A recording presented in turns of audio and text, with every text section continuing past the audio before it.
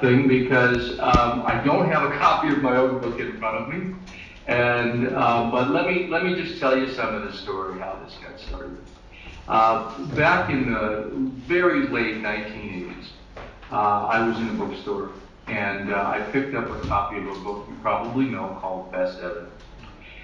And as I opened this thing, I saw for the first time the Kennedy autopsy photographs. And even to my untrained eye at that point, I knew there was something wrong with these things. But I had watched documentaries on President Kennedy.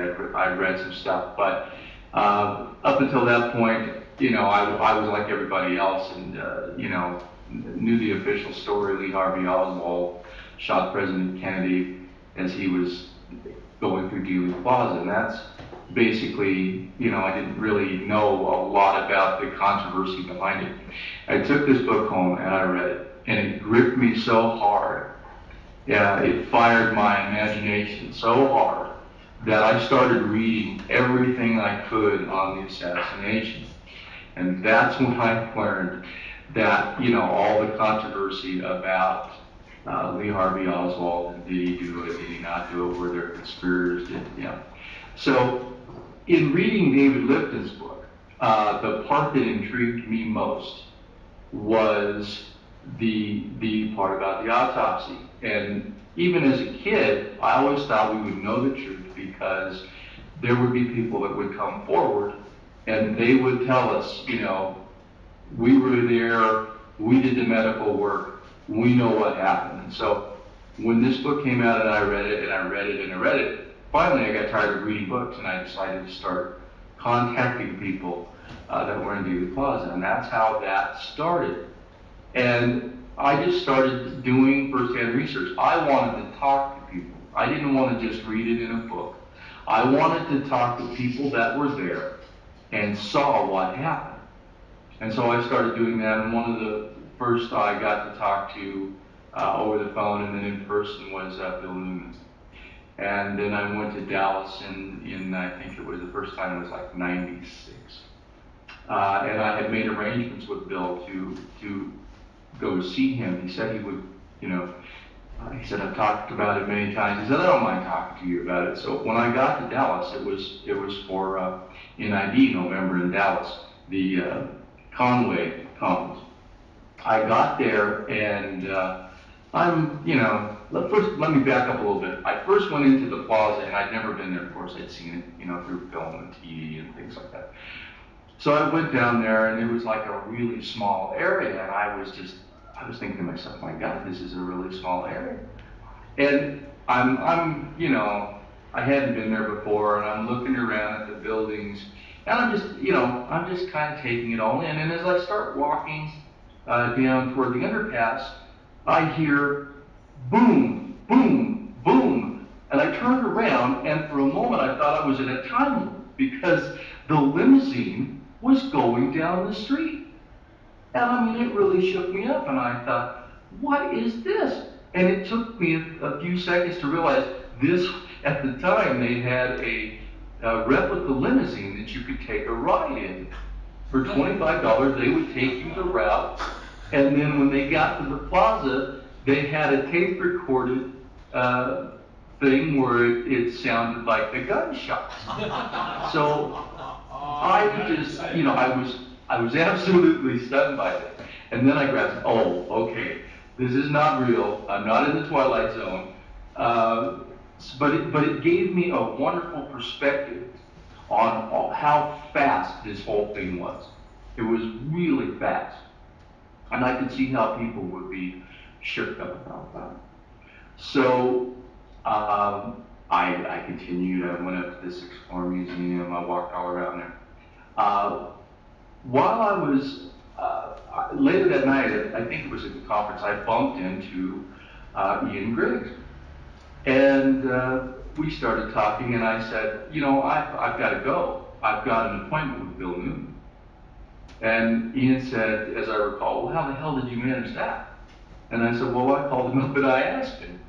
And so he said, well, we might not mean to intrude, but do you think we could come along. He had a friend there, Mark Rowe, and I said, well, let me call him up and ask him. So I called him up and I asked him. And he said, no, that'd be fun, bring him along. So very excitedly, we got a cab and drove out to Mesquite, Texas, and met him at his home there, and Bill told us the story, and I believe that Ian wrote an article about it for the Dealey Plaza Echo. That was a number of years ago. And my research just continued.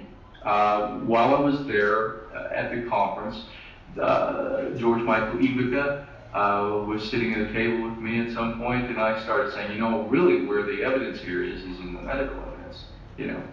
And so he said, well, would you like to go up and talk about it? And I said, well, I don't think I want to do that, but I'm here to tell you that, you know, from what I've read, if you want to know the truth, you've got to explore the medical evidence. He said, well, how would you like to put on a panel for next year? So that gave me a reason to start calling people, and I did. I called Gerald Custer, and a few months after I got home, and he agreed to see me. Arrangements were made. I flew out to Pittsburgh. I stayed at the home of Vince Palmar through connections, and we went out and interviewed Custer. I spent 2 or 3 days with him, and his story is in the book. And I just continued. I tracked down these people. I tracked down Paul O'Connor. He said yes to me, and as did Dennis David, and finally Jim Jenkins. I tried to. So I thought at some point I thought, well, maybe I should, you know, do a book on this while I'm doing it, or at least write it down. And so that's how the whole thing started, and that's how it turned into In the Eye of History. It was just, I tapped on the door and it opened and I walked through it. So that's about it. I mean, there's much more to the story, but tell me what you want to know. Why do you have a specific interest in the autopsy? Why do you have I just can't. Why do you have a specific interest in autopsy-related content? Because I always felt that is where the answers would lie. You know, you can have witnesses that said they saw the shooting, but that's all been gone over. The witnesses, the autopsy people, had actually spent time with the body. And if these were trained medical personnel, they should be able to tell you by looking at the wounds whether or not, you know, where the shots came from. Did they come from the back? Did they come from the front? Did they come from the side? So that's why I was so intrigued by that. And I just went where my heart led me, in essence.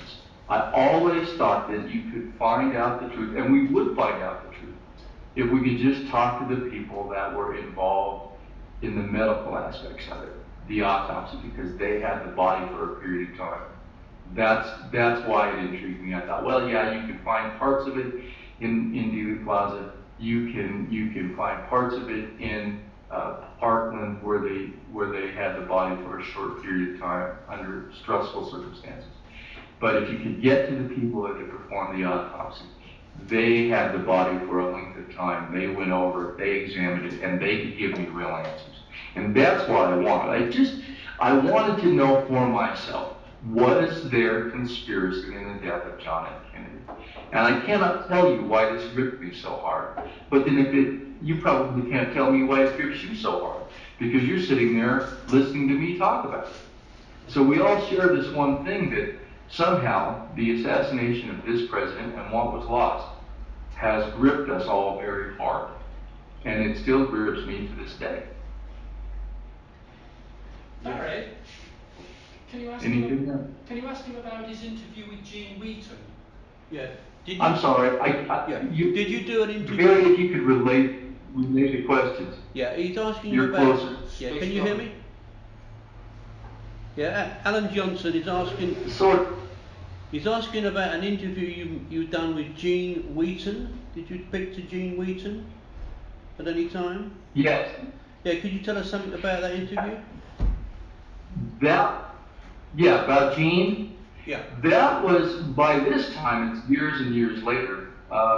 In the Eye of History had been published, and I was doing a book on. I was doing a film with filmmaker Mark Sobel. You know, sometimes things happen to us and we don't grasp that it's going to take us down roads that we never dreamed we would go. And through my work on the Kennedy assassination in my book, I managed to become involved with a noted filmmaker over here that I got to know, and I decided I wanted to do a book on Bobby Kennedy next, because I had been told, you know, once you start dealing with JFK and what happened to him, along the way you fall in love with Bobby Kennedy. And I certainly did. And so after the book had been published, through a set of circumstances, I became involved in I was going to do a book, and I happened to bump into Mark Sobel, this filmmaker, at a conference. I had talked to him before on the phone, was asked to help him in some research he was doing on another project he was working on. And so through that, we got to talking. I said, you know, Mark, I'm thinking about doing a book on Robert Kennedy. Would you be interested in coming along and filming some of the interviews I do for this book I'm thinking about? So that's how that happened. Now, cut to the future, and I have to be in California to interview some people that were involved in the RFK assassination, and so I'm there in California, and I'm staying with Mark. We had struck up quite a friendship. He's going to film some of this stuff, and before I go, I get a call from Larry Hancock, and I think you're all familiar with Larry's work. And he said to me, William, there's this guy named Gene Wheaton. We don't know much about him, although he was in papers that we have. We would like to know more about him. And since you're going to be in California, would you mind researching this guy a little bit and finding out who he is and if he would consent to an interview? So I didn't know who Gene Wheaton was. I'd never heard of him before. So I did indeed. He had a number and an address, and he sent me these papers, and so I went through them so I knew the basics, a little bit about who Gene Wheaton was. I called him up. We had a nice conversation. I asked him if I could come interview him. I was going to be in California. And so he said, yeah, you can come out here and I'll talk to you. So sometime later, I get this phone call from Deborah Conway, who runs the Lancer conferences. And she said, you know, William, we don't know much about this guy. I would love to come with you, but my husband won't let me. You know, as you know, there have been a lot of things that have happened to witnesses over the years. And now Deborah and I had a relationship from the conferences since I started writing the book. And so we knew each other pretty well. And she says, if you're going to go out and interview this guy, we think that you should make out your will. So, you know, I didn't even really pay attention to that. Not make out the will, come on, you know. So, well, being the kind of guy I am, even if I would have had to make out my will, I would have went, and so I went. When I got to California, I had set up an appointment with Gene, gave me directions, the whole thing. Well, at the last possible minute, one of my main witnesses fell through. So I decided to try to interview somebody that was, it was Sirhan's researcher, Lynn Mangan, and she lived in Carson City, Nevada. So at the last minute, I had to do some fancy footwork to talk this woman into letting me into her house and talking to me about her relationship with Sirhan. So Mark came along, we hopped a flight, we went over. Well, I had forgotten about this time frame that I was supposed to interview Gene Wheaton. So we're up, and the next day I have a wonderful interview. The next day we fly back. It's 9 o'clock in the morning. I said, you know, I'm supposed to interview Gene Wheaton sometime today, but I can't remember the time frame. So I looked at my notes, and we were supposed to be there at 9 o'clock in the morning, and it was already 9 o'clock. So I called him up and I tried to explain to him what was going on, and he was angry with me. I mean, really angry. And he said, I've waited here for you all morning, and now you're telling me you're not there. So I said, look, please, I'm sorry, it's all my fault. If you'll just let me come out and talk to you for just a few minutes. So on the way there, we're like, I don't know, 125 miles from it. I said, so then we encountered, they were doing road work. So I mean, we wasted, a good part of the day trying to get to him. And so now we drive into where he's at, and he's up on this little hill. He's not surrounded by anybody. It's kind of secluded. And, we park, and I get out of Mark's car. And Mark's unloading all his camera equipment. And he looks at me and he says, yeah, I know he's angry. He said, just be charming. I said, just be charming. Okay, well, I'll just try to be charming. So I walked up to the gate, and there's Gene Wheaton, medium height, balding, gray hair on the sides, gray beard. He's dressed in a pair of sweatpants and an old gray sweat top, and I'm trying to, I'm apologizing all over myself, and he gives me the riot act one more time. Now, keep in mind that I've been told we don't know much about this to the extent that somebody tells me you should probably make out your will. I don't know this guy. Other than on the phone, I don't know him, and now I've really ticked him off.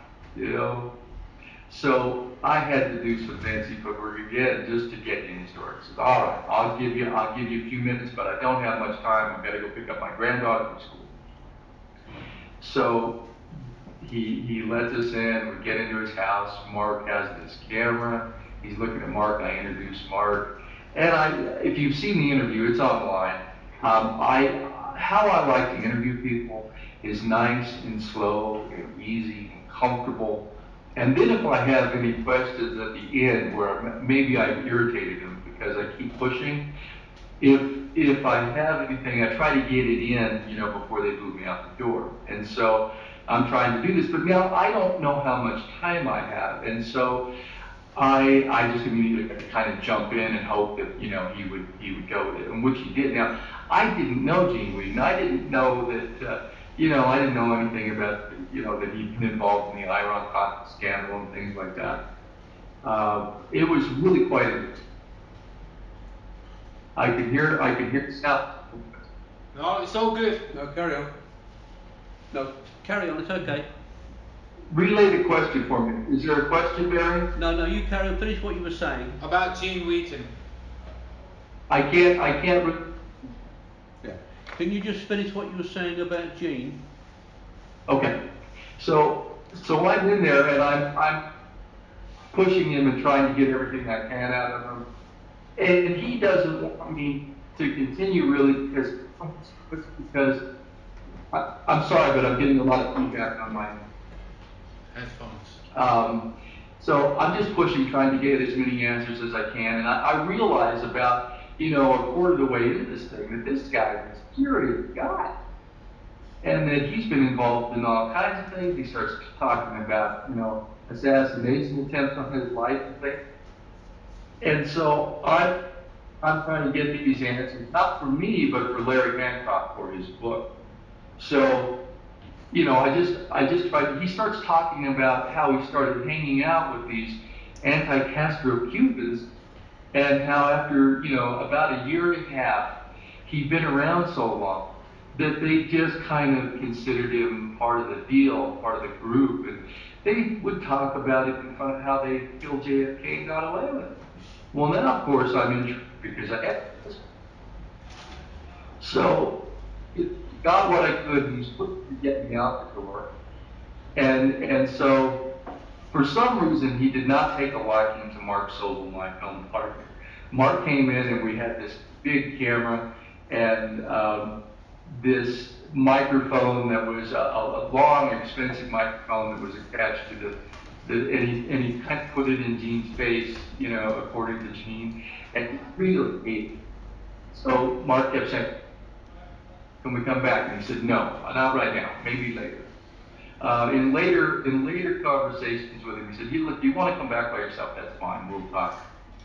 But I'm not good, that other guy did come along with you. And well, he asked me he said, don't show this film until I give you permission. Well, it really wasn't my film. I was doing a favor for their Hancock. And so when I got back with it, the next convention that we had, I gave them this copy of the film that we decided to movie, and they showed it at the conference. Well, word got back that we showed the film, and I hadn't asked his permission, but it wasn't me, it was Larry that wanted to show the film. I guess it was Larry. So they showed it, word got back that they had shown this film, and he said he would talk to me again, but he'd have to really think about it. And I just kind of got cut off at the meeting at that point, and that's where it rested. So that's the story about Gene Wheaton. Okay, thanks. I'm just going to ask any more questions for you from the audience. I've got one. Yeah. Would you like to? Perhaps he can hear you. Hello, William. Stuart Galloway here. We shared a car in 2005. I don't know whether you remember, but we were invited. I can't remember the guy's name, but we jumped in his car trying to find Campese's and drove up and down Dallas, and we could not find it. We couldn't even find our way back to the hotel, if you remember. What was that guy's name? Dennis Borland. That's it, Dennis. Yeah, I remember now. Anyway, we had a good trip. I remember you. Anyway, it's great to see you. You know, that little trip got him a nickname. From then on, we called him Wrong Way Borland. I like it. Very good. Anyway, William, in your book, an excellent book, which you take word for word, you give details of exactly what people said to you. You actually said that you had not formulated an opinion on who was actually involved in the assassination. Have you changed your views on that now? Do you have an idea on who you believe actually carried out the assassination, or who was responsible for it?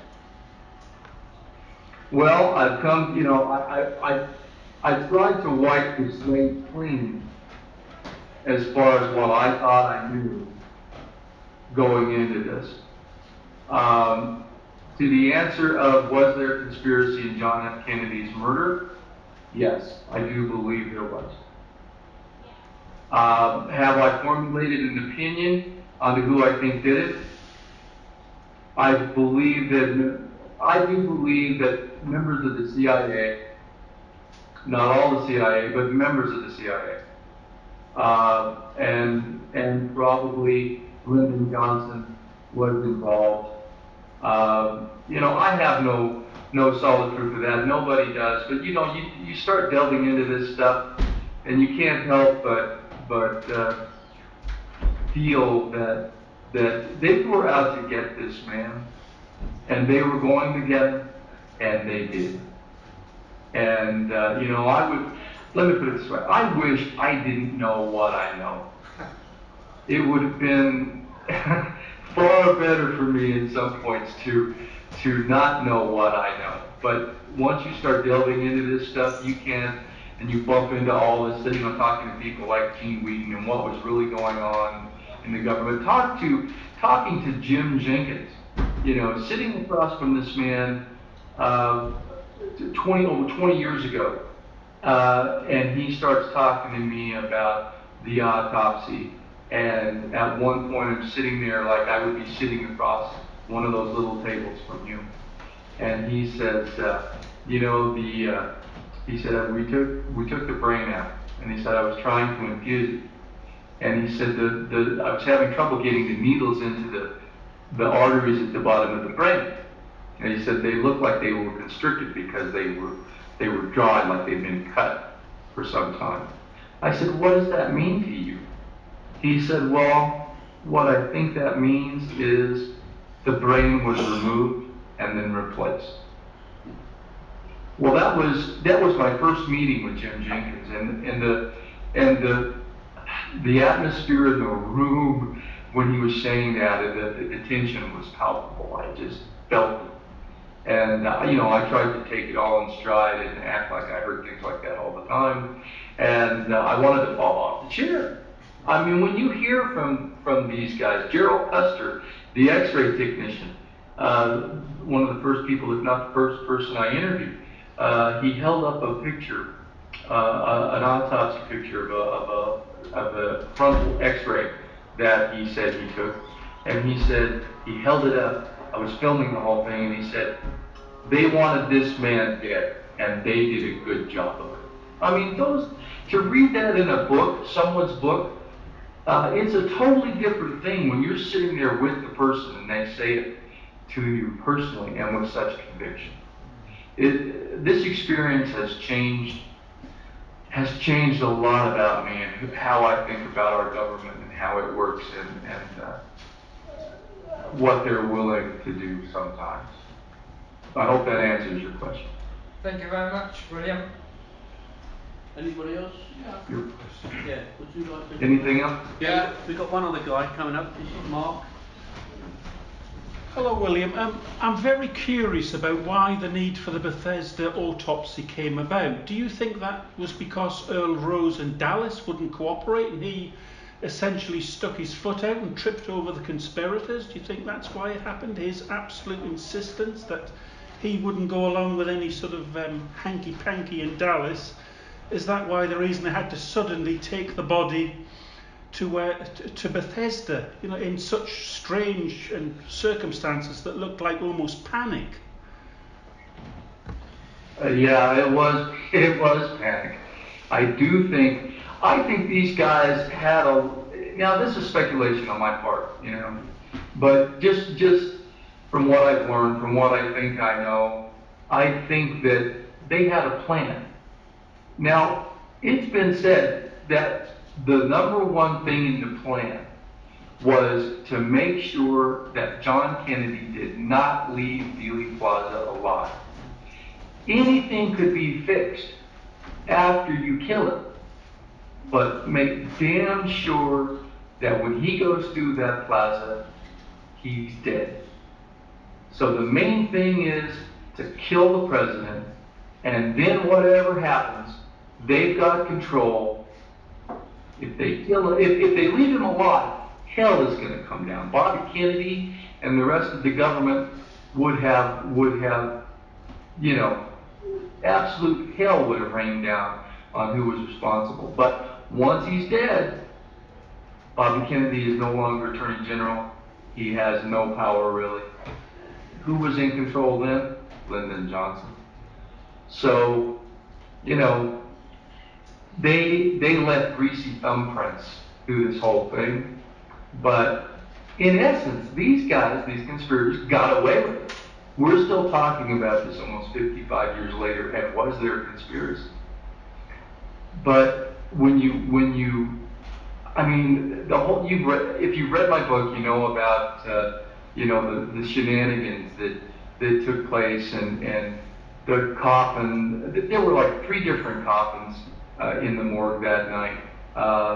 There's the entrance of the metal shipping casket at about 6:35 to 6:38. You have a time frame for the FBI agents who said they helped carry a casket in at, I believe, 7:17. Then there's the official entrance of the casket at 8 o'clock by the honor guard. And then there's the story of an Air Force major that was brought into the morgue at some point before the autopsy started, and they were told, this is a man that is, it was brought in too late for burial. We're going to put him here in the cold room. Do not, bother with it. He's already been prepared. He's just going to be buried at Arlington on Monday. And that coffin was up next to the coal boxes, and nobody paid any attention to it. But by the end of the autopsy, that casket that was supposed to stay there, that supposedly had the Air Force major or colonel in it, was gone. So I believe that was part of some hastily done scenario. So I think that they were just kind of, at some point, somebody lost control. They had control up to a certain point, and then they lost control, and they had to stitch it together as they were going, and that's why we have all these inconsistencies. Excuse me. It's part of the reason. Where did they lose control? Where exactly? Well, that would be more speculation on my part. I mean, but you would think that, you know, probably it's just too much to know what was planned out and what part got botched. It had a lot to do with the autopsy. They obviously had to get the body before anybody saw it at Bethesda. So I think that's where they really kind of lost control of the situation and had to just do things as it was moving. You know, they had to get the body the hell out of Dallas, which is what they did. And they told, you know, Earl Rose, if you don't get out of our way, we're going to walk over you. And they basically did, and they got that body out of there. Right. Anything else? Yep. Come on. No. You know, when I spoke to you last night, I asked you about what it was like, and you more or less you said something about it earlier about how you felt about talking to these people directly. And did it give you any sense of they felt that they were treated badly because the official account was one thing and yet they saw something else? Did they feel very uneasy about the truth as they saw it? And the fact that their account, the truth as they saw it, has not been generally accepted, except to researchers, obviously? Mm-hmm. Well, as to how it felt, you're just like me. So imagine yourself reading and reading and reading books, and you're a great interest in this case. And then you find yourself so taken with this that you start calling some of these people and asking if you can come see them, and they say yes. So you get on a plane and go to wherever they are, or if they want to come to you, I bring them in. So let me start with Gerald Custer. When I went to see him in Pittsburgh, you know, these guys had been dealing with this for some time, and so they didn't mind talking about it. But on the other side of it, it was like, for me, with an interest in this case, it was like almost being in front of, this is not a good analogy, but I'll say a rock star. It was like, here's this guy that actually had his hands on President Kennedy's body, and he's going to tell me, you know, about being there. That was more, it was almost, every one of these things, and the first time I ever did these interviews was like a surreal experience. I couldn't believe that I had come from just reading about President Kennedy and the assassination to actually sitting down and interviewing these people when they were talking to me. Every one of them, to a man, said that they felt like President Kennedy's body had been gotten to before they ever received it. And to hear that from these people, not just read it, but to hear it, to have them say it to you,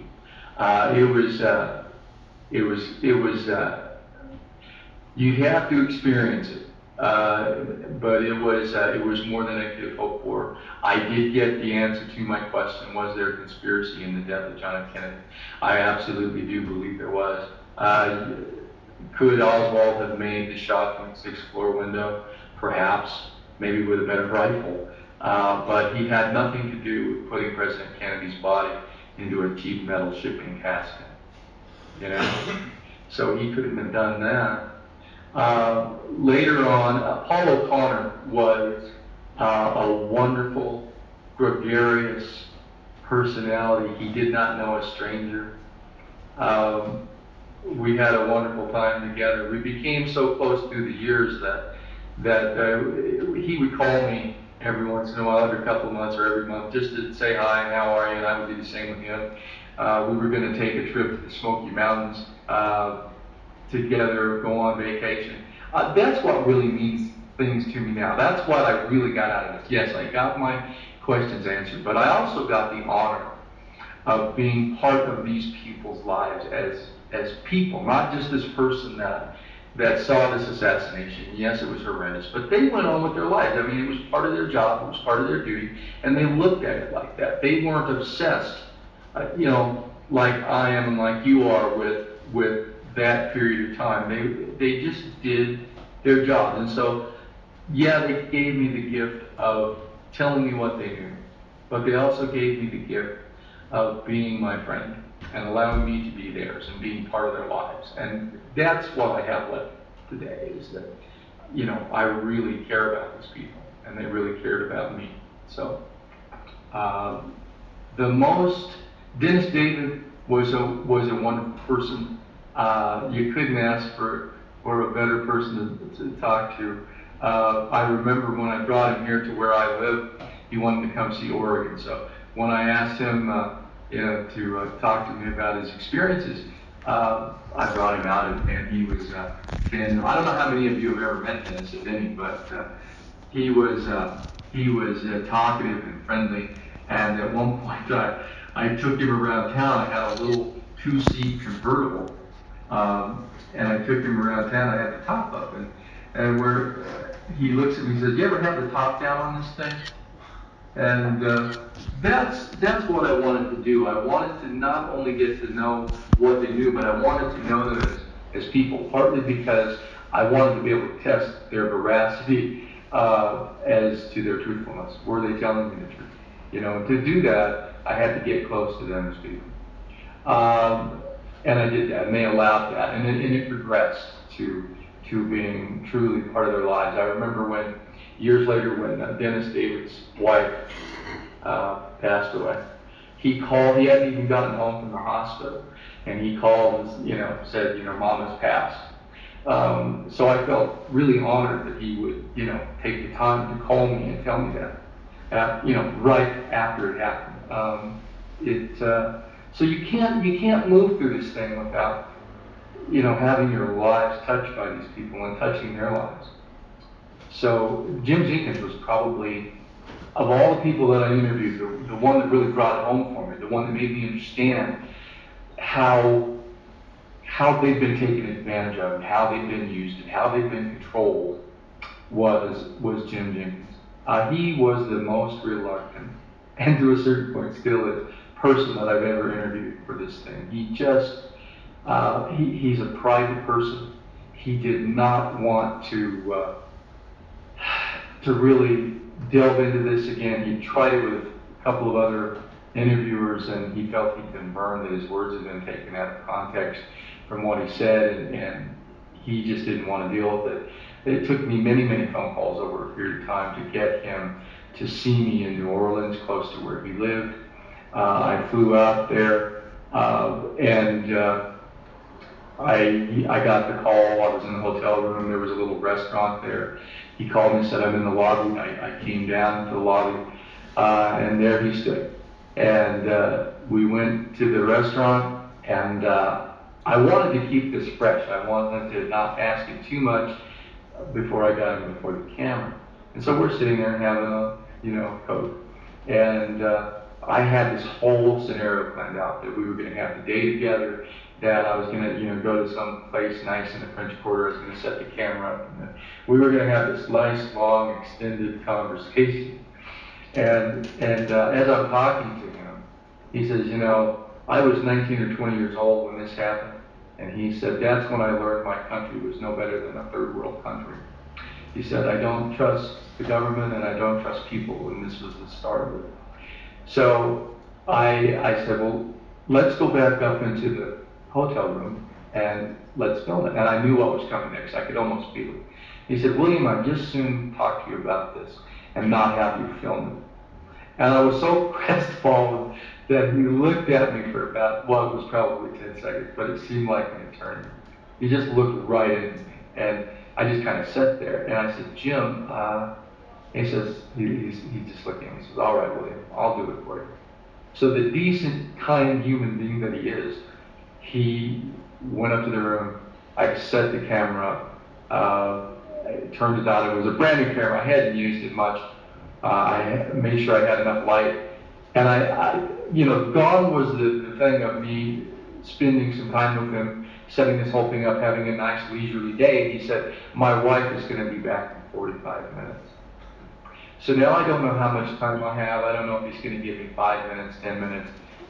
So I had a rough draft of questions I had written.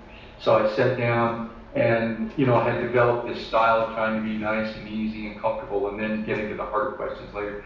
Didn't have time for any of that. I just started asking questions, get the answer, ask the question, get the answer, ask the question, get the answer. And, pressure was so. And he stayed there over 2 hours and answered my questions. And I came out of that room just everything that I believed, basically. Yes, there was conspiracy in the murder of Kennedy. That really pounded it home because I was sitting there and he was looking directly at me and he was telling me things like the brain had been removed and then replaced. It was a trance. And I came out of that hotel room, continued to, knowing that I was going to go forward with this. So they felt used, but they weren't surprised by it. I mean, Jim put it this way. We were in the military. Every little thing could be. When I asked Paul O'Connor, I'm sorry, I'm trying to wait because I'm getting some feedback. When I asked Paul O'Connor, did you, if you had suspicions about anything that was going on, did you talk to the commander? Did you tell him about it? He says, I didn't tell anybody anything. He said, I kept my mouth shut and I followed orders. He said, we were in the military and that's what you did. So that will answer a lot of the questions. They could control every movement of these people. That they were some, and that they could control every move was the advantage. And they took full advantage of it. So when I say there was control and planning, yes, there was control and there was planning, but something went horribly awry. And I think these people, these fellows that had this so neatly planned out, they at some point had to kind of jury-rig everything from some point. And that's why you have the different casket scenarios and things like that. The terrible thing is that despite all of that, they still got away with it. Anything else? Yeah. Any more questions, anybody? Yeah, I Somebody's going to have to come closer to the camera. Yeah. Because I'm not. Can you hear me now? Yeah. I can hear you. Yeah. Do you think that there will be someone in the future American government that will have the courage to admit what really happened, or is it just one of those things that will never? They just cannot. No one in positions of power can bring themselves to admit that they did something so terrible. Is it ever going to happen? The truth, I mean, Barry, I assume that you've been following our government and what's been going on here the last couple of years. The answer must be no, then. I mean, hell, nobody can tell the truth about anything that's going on in our government right now. So, am I hopeful that will happen? Yeah, I still have some hope that will happen. Do I think it will happen?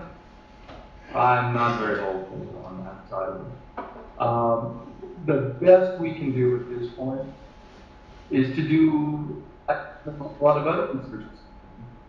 And that's talk to these people now while they're still here.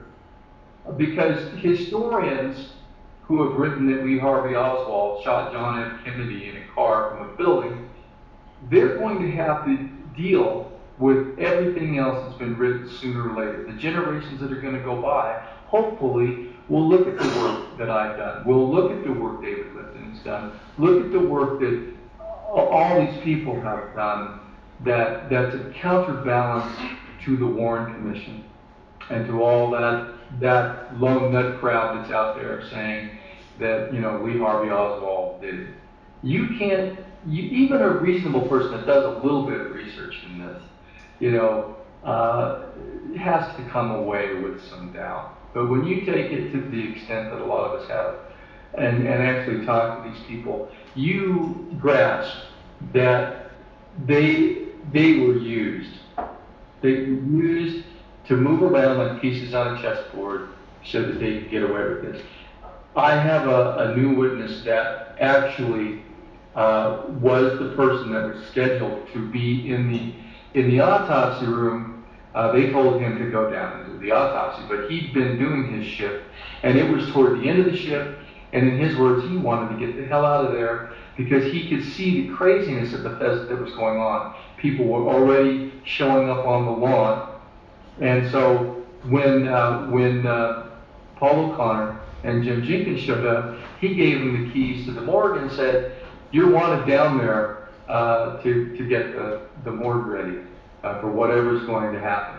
So he literally scooted out of history by giving the keys to Paul and Jim, and they went down and took care of the morgue duties. He's in the book that I just completed with Jim Jenkins, and he tells his story and of what happened and what he knew about it. He wasn't there during the autopsy, of course, but he knew Humes and Boswell very well and worked with them. He gave one into Humes and Boswell. And also, I will tell you that he confirmed, like all the rest, we showed him pictures, Fox-the pictures that were taken somewhere of the body of the president, and he, like everybody else, said, I think, showed him the left profile, the one where you can see the head of the president, and it's in a head holder, some sort of brace, and there's a phone on the wall in the morgue. And he said, I remember a phone, but it was back toward the deep sink. And he said this phone had a long stretch cord on it. He said, I think this was taken somewhere else.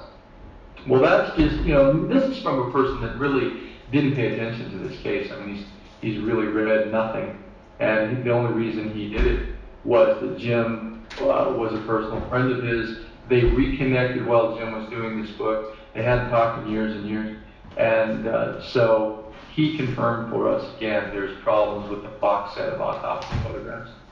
So that's one piece that's in the book. Yes, so there's more to come out then. There's more to come out. What's the title of this book, and when will it be released?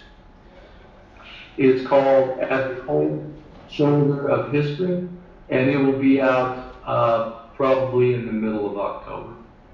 I think it's the best work I've ever done. It was a true collaboration between Jim Jenkins and myself.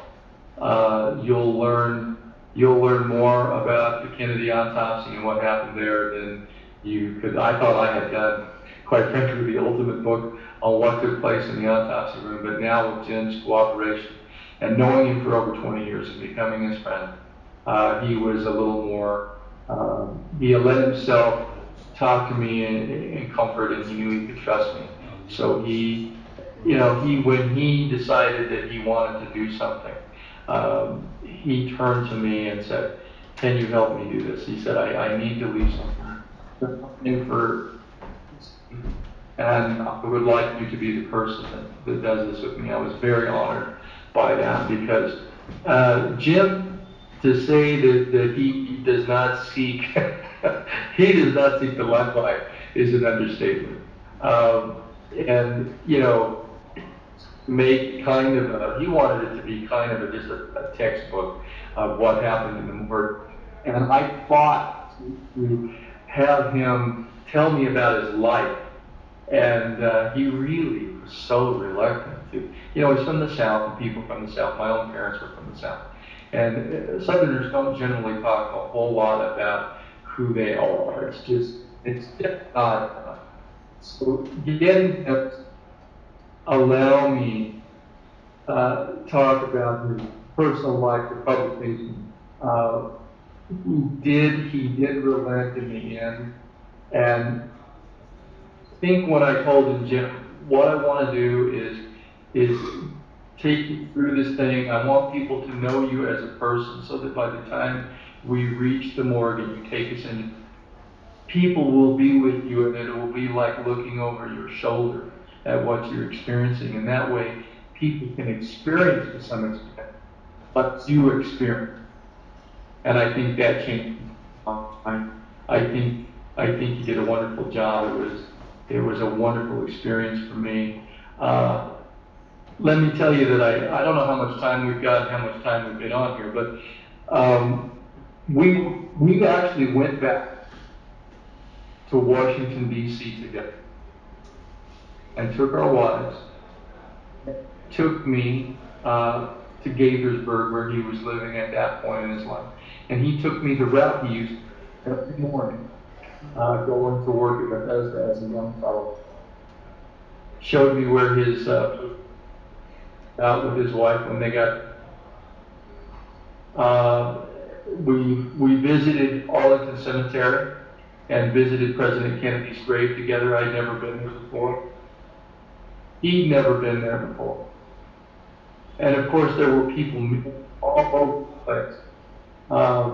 And we're standing there looking, and I'm looking at the crowd of people that are standing around. And I'm thinking to myself, I wonder what would happen if I told people right now that I'm standing next to the man that helped President Kennedy's autopsy. And this is it. I wondered what their reaction would be. Because it would be, here they are, they would be able to touch history. And for me, that's what I wanted to do. I touch history. And by talking to one of these individuals, you're able to really stop and just touch it. That's what I was after. And hopefully in the writings I have allowed them. Yeah, is anybody for that? Yeah, well, I think you've done a tremendous service to the research community and to the truth, and you should be commended for it. And also the people that you spoke to should also be commended, because what is most important about this case is maybe not justice. Whether we can have justice or not, I don't know. But the truth, we should always have the truth. Never too late for the truth. And thank you very much for talking to us today. And we'll look forward to reading your latest book. Yeah. Yes. Fantastic presentation. Thank you very much for doing it, William. And I'll talk to you sometime in the future. Okay, thanks a lot. All right, my friend. Take care.